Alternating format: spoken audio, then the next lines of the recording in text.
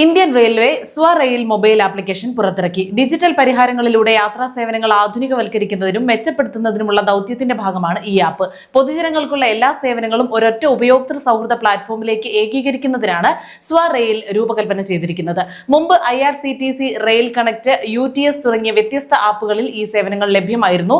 പരീക്ഷണാടിസ്ഥാനത്തിലാണ് app Google play സ്റ്റോറിലൂടെ Android ഉപഭോക്താക്കൾക്കായി ലഭ്യമാക്കിയിരിക്കുന്നത്. ആപ്പിൾ ആപ്പ് സ്റ്റോറിൽ സ്വറെയിൽ ആപ്പ് എത്തിയിട്ടില്ല.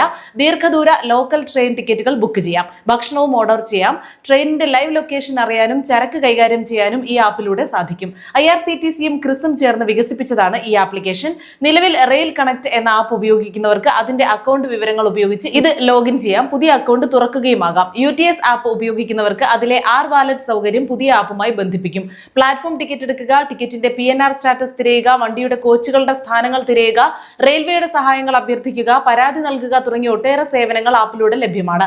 ട്രെയിൻ യാത്ര കൂടുതൽ മികച്ചതും കൂടുതൽ സുഖകരവും കൂടുതൽ ആക്സസ് ചെയ്യാവുന്നതുമാക്കാൻ സ്വറെയിൽ ആപ്പ് സഹായിക്കുന്നു.